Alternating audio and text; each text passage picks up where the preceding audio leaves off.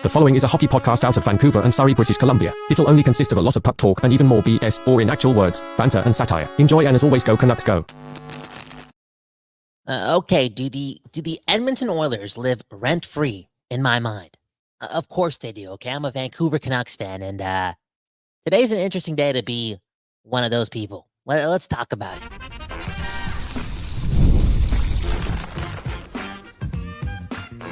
You're Locked On Canucks, your daily podcast on the Vancouver Canucks, part of the Locked On Podcast Network, your team every day. People, bonus episode. Yes, bonus episode of Locked On Canucks. My name is Kyle Bowen. That's Kyle Bhawan. And like I said, man, I'm a Canucks fan. My name's Kyle Bowen, and I'm a Canucks fan. And I approve of that message. You know who else would approve of that message? The Don't Doze Art Lab, okay? The place where we produce the show. The home of the West Coast bias. And man, oh man, the West Coast bias is full in effect on this Tuesday morning in the middle of August. On a day where we get some pretty big hockey news, okay? The St. Louis Blues, the new best friends of your Vancouver Canucks, offer sheet two Edmonton Oilers. And it's pretty interesting because there's going to be a bit of a shakeup on that team that made it to the Stanley Cup Finals, on that team that, beat our team in 7 games. On that same team where Zach Hyman, while tearing up, it felt like that, right? In the middle of the room. After Game 7 against the Florida Panthers, said what? Okay, I hope everyone comes back. We'll be back. And I hope everyone comes back because we got something special here. Well, fast forward to the middle of August, and you guys may not have 3 depth pieces returning, right? McLeod already traded, and Philip Broberg, right? Defenseman,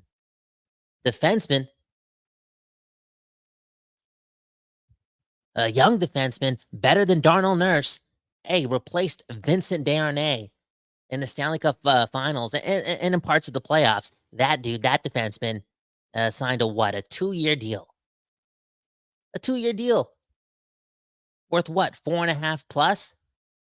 With the St. Louis Blues. He signed that offer sheet. That's a lot of money for a guy that's played 81 regular season games, something around that number. He's also played 20 playoff games, including 10 this year, where he had 3 points. I think he was a +8, a +10.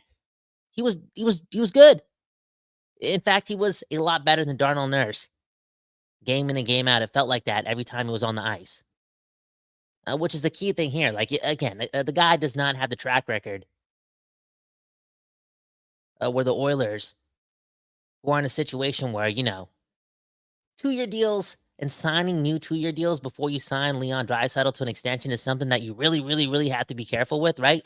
They're not really in a position to match that offer. They're going to lose Philip Broberg, and that means they're going to have to play Darnell Nurse the same amount of time, a.k.a. they're not going to be able to play this experiment that they probably wanted to play after the playoffs that Broberg just had, right? 10 games played.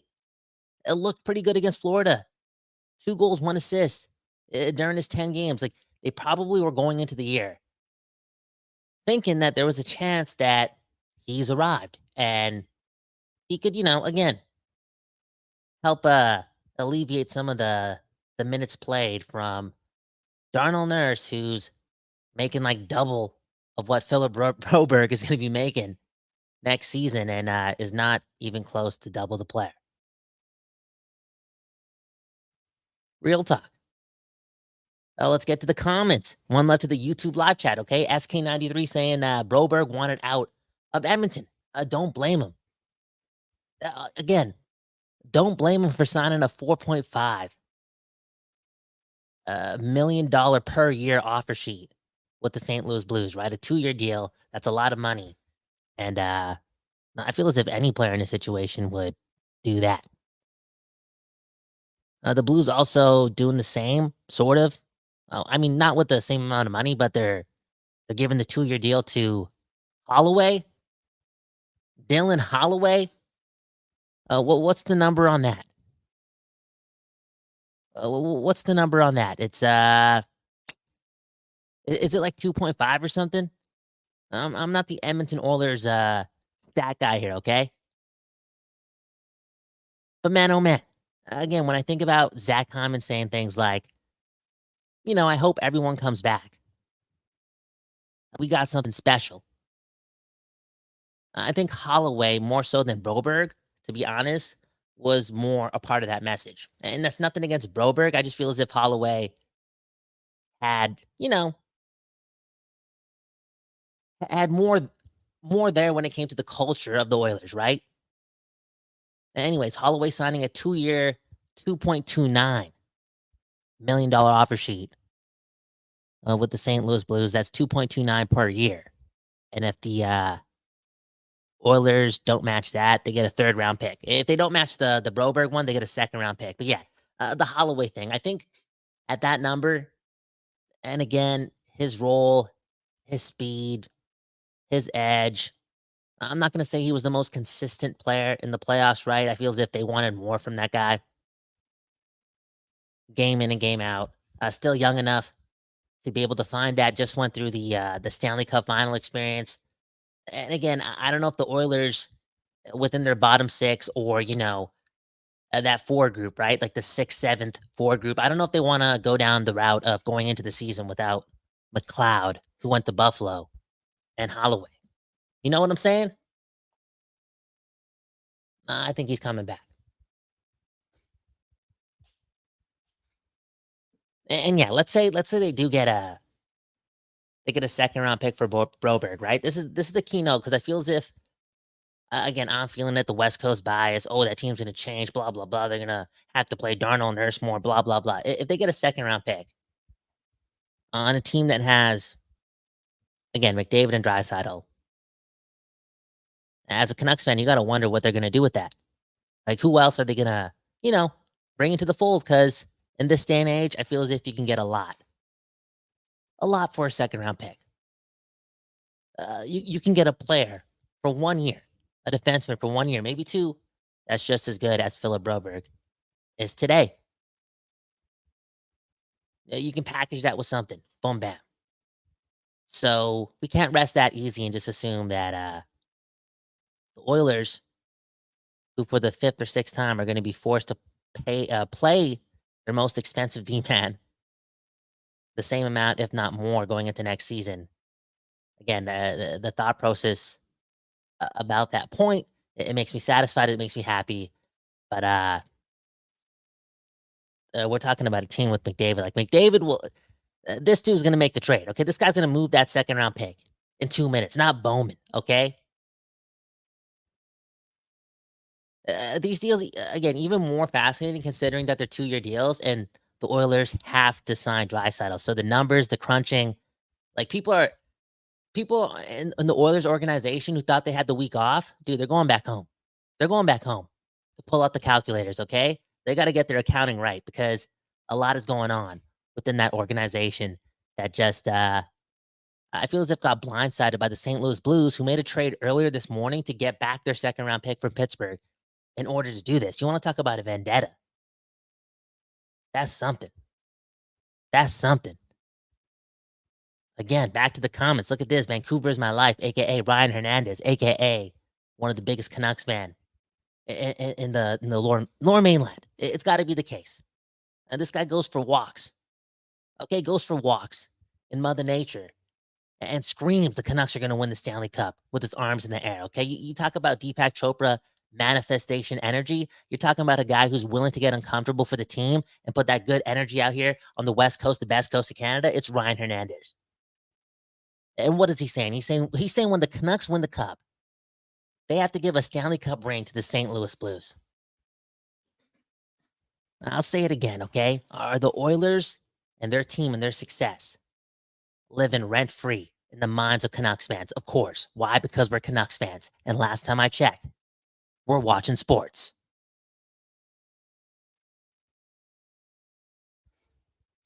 Look at this. Mother Knocker 22. One of the MVPs of the Discord. This guy's a pro wrestler or something. The next Michael Cole. Unreal. Had him on the show a couple weeks ago. He's saying that these offer sheets are a big FU from St. Louis to the Coilers. Think about that, right? St. Louis, a couple weeks ago, learned that rival GM, right? Once rival GM, Mr. Bowman. That dude. That dude.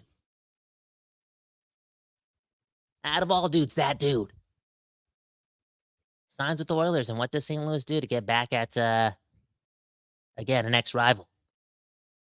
They make a new rival in the Edmonton Oilers, okay? They go after Stan Bowman and do the creative thing, man. I love creativity. I really do, man. I really do. That's life. That's spirit. That's power. That's human innovation, okay? That is what's life's all about, okay? We are all creators. And what do they do here? They used an offer sheet, something that is not used enough in the world of sport. For real. And what did they do? They used two of those things on the same team, pretty much saying, we're getting one of these guys, no matter what. Thank you. Here's a 3rd round pick. Here's a 2nd round pick. Boom, bam. Gotta love it, man. Gotta love it. Anyways, let's end off the show with maybe another comment or two and just talk about some of the weird history with the Canucks and some offer sheets. The one instance also involved in the St. Louis Blues. Well, I guess you could say 2, even though they happened during the same offseason, right? Way back in the day when the Canucks offered or signed David Backes to like a 3-year offer sheet. Oh, what year was that? Can somebody Google that? 2008. 2008. So again, in the summer of 2008, early in the summer of 2008, Mike Gillis and company decide to sign David Backes to a 3-year deal worth $7.5 million. Okay, I think that's 2.5 per year. Boom, bam. That would have been something. Think about it. Think about it. What if the Canucks actually poached David Backes way back in 2018 for 3 years? That means in 2011, they'd still have David Backes, okay? Just think about that just a bit. Just a bit. Would have been fascinating, okay? But obviously the Blues snatch that up right away. They break it off. And they get pissed. And what do? They sign Steve Bernier. Steve Bernier to a 1-year deal. Remember that. Something else. The offer sheet. What was the number amount? All in all, that was fascinating. This offer sheet type of gimmick, it pisses GMs off. St. Louis gets one in 2008 from the Canucks. Boom, bam, they give one back right away. There's some culture in St. Louis. You can't mess with St. Louis. They're going to do the messing around. The Canucks matched that Steve Bernier offer, I think. Did they? Right? They did. For sure they did. For sure they did. And they didn't really have to be honest. Steve Bernier, one of the most disappointing Canucks of all time. I was young and dreaming even bigger than I do right now. So again, that statement that I just said, there's a lot of truth to that. How about way back in 2006? Okay, yeah, you want to talk about inflation, man? Okay, the Philadelphia Flyers signed Ryan Kessler to a 1-year deal, a 1-year offer sheet for what, $1.9 million.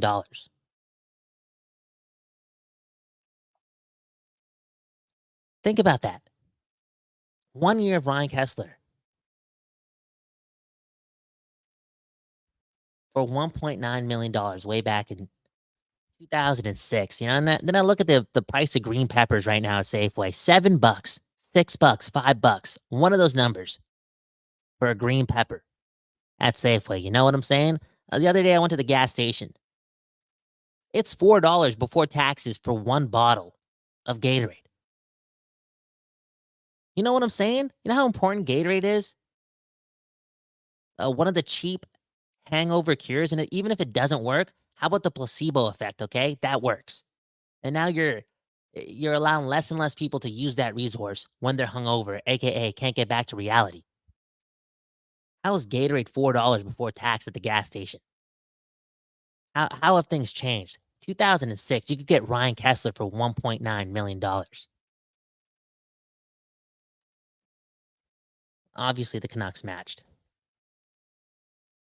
And dude, just, again, think about it. There's a time in life where the Vancouver Canucks were going to have Alexander Burrows, David Backes, and Ryan Kessler all pretty much like in their primes on the same team.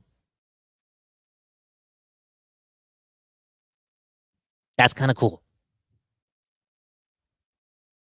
Let's get to the comments, okay? SK93 saying, based. Mike Gillis. What does based mean? That's what the kids say, man. I'm 31 and a half years old. Now look at Bob Bluger, okay? No looking Backus. The future is Bluger. Wow. Poetic, man. Poetic. That's beautiful, man. It really is. And then Andrew with the comment, hope you beautiful people are all well.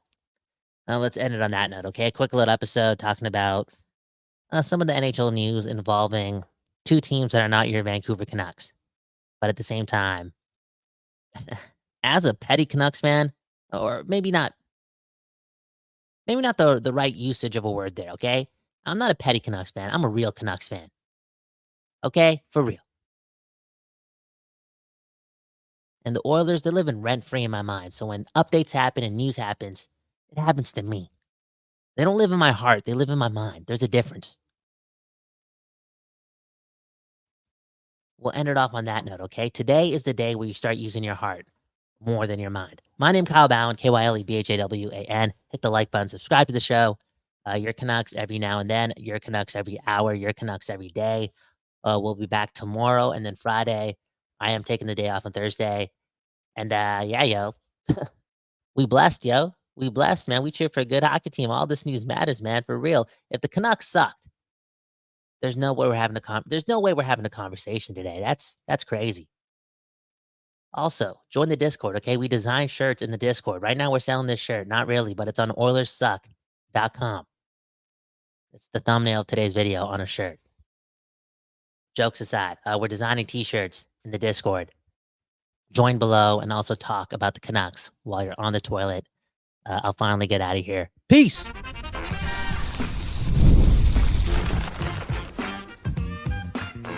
You're Locked On Canucks, your daily podcast